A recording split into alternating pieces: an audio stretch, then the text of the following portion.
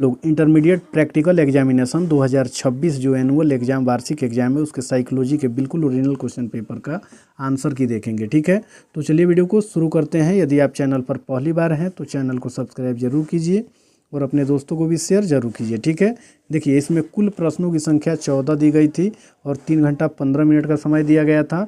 पेजों की संख्या 3 थी और ये 30 मार्क का प्रैक्टिकल था। ठीक है, देखिए सेक्शन ए में कुल 4 प्रश्न दिए गए हैं जिनमें से किसी एक ही प्रश्न को बनाना है और इसके लिए आपको 5 अंक मिलेंगे। कितने अंक मिलेंगे? 5 अंक।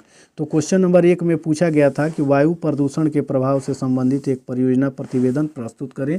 इसका उत्तर आपको इस वीडियो में देखने के लिए मिल जाएगा। ठीक है, दूसरा नंबर क्वेश्चन में पूछा गया था कि शराबी व्यक्ति का एक वृत्त विवरण तैयार करें और तीसरा नंबर में पूछा गया था कि अधिगम अशक्त व्यक्ति का एक वृत्त विवरण तैयार करें और चौथा नंबर क्वेश्चन में पूछा गया था कि अपने प्रयोज्य का एक वृत्त विवरण तैयार करें। ठीक है, तो इन चारों प्रश्नों में से किसी एक प्रश्न को ही बनाना है। इसके लिए आपको कितने अंक मिलेंगे?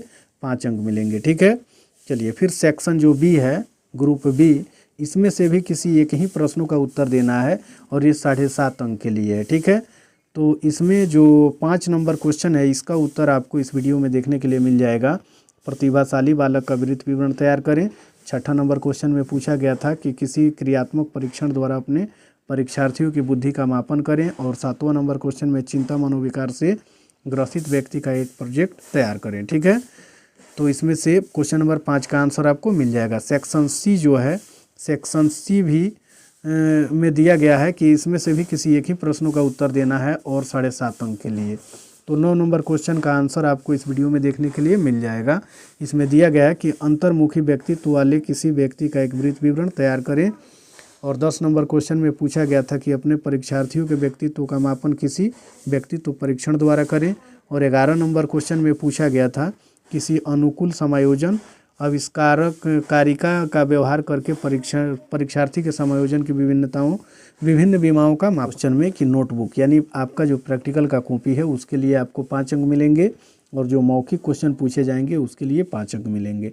तो कुल आपको मिला करके कितना, ये 30 मार्क का प्रैक्टिकल हो जाएगा। ठीक है, तो चलिए अब आंसर को हम लोग देखेंगे।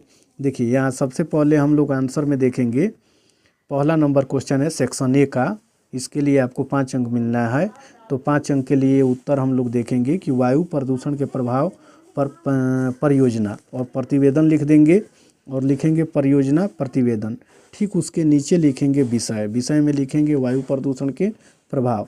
फिर उसके बाद में लिखेंगे भूमिका। ठीक है, तो उसके बाद में भूमिका में लिखना है कि वायु प्रदूषण आज की सबसे गंभीर पर्यावरणीय समस्या है। जब वायु में हानिकारक गैसें, धुआं, धूलकण आदि मिल जाते हैं तो उसे वायु प्रदूषण कहते हैं। यह मानव स्वास्थ्य, पर्यावरण और जलवायु पर बुरा प्रभाव डालता है। ठीक है, तो इस प्रकार से आपने अगर बनाया होगा तो आपको बेहतर अंक मिलेंगे। ठीक है, देखिए फिर उसके बाद में यहाँ वायु प्रदूषण के कारण को लिखना था। ठीक है, तो 1 नंबर पॉइंट में है कि वाहनों से निकलने वाला धुआं, दूसरा नंबर में कारखानों एवं उद्योगों की चिमनियाँ, तीसरा में लिखेंगे कोयला, लकड़ी एवं कचरे का जलना, चौथा में लिखेंगे पटाखों का प्रयोग और 5वां में वनों की कटाई। इन सबसे प्रदूषण फैलता है। ठीक है, चलिए फिर आगे लिखेंगे वायु प्रदूषण के प्रभाव।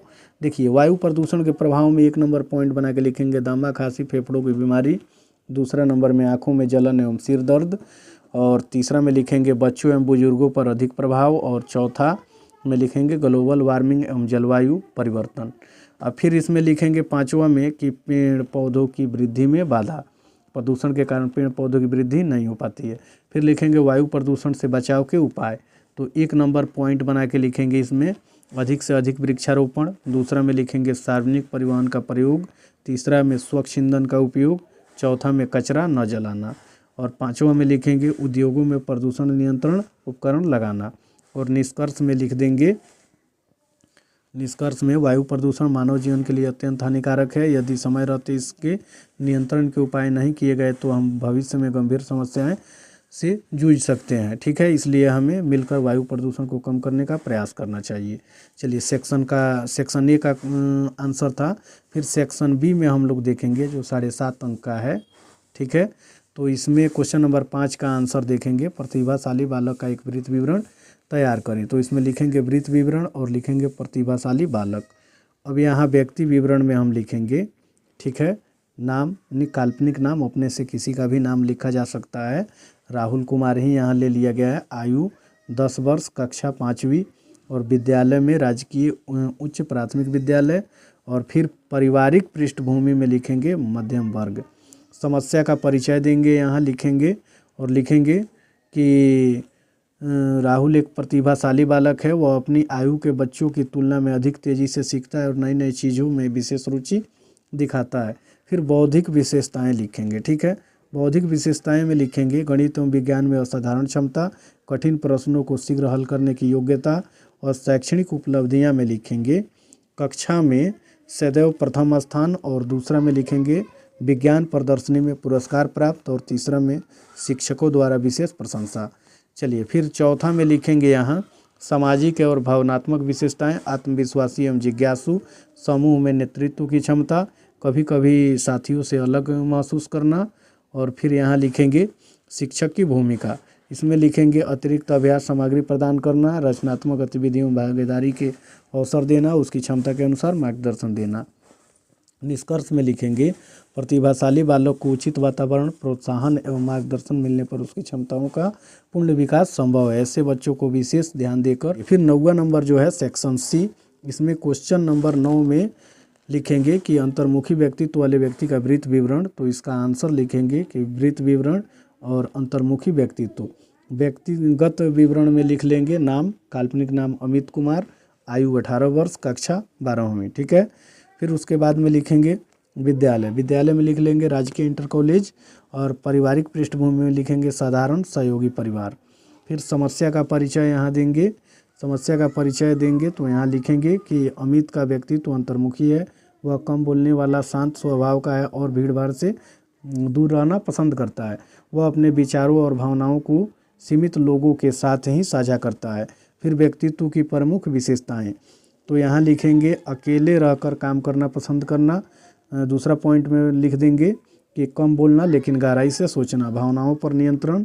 और फिर आगे लिखेंगे सीमित मित्र पर गहरे संबंध, निर्णय सोच समझ कर लेना।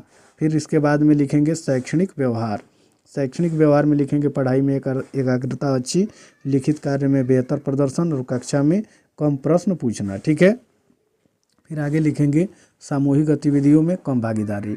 फिर सामाजिक व्यवहार में लिखेंगे 1 नंबर पॉइंट बना के नए लोगों से बातचीत में संकोच, भीड़ भाड़ में असहज महसूस करना, शांत एवं अनुशासित व्यवहार, ठीक है।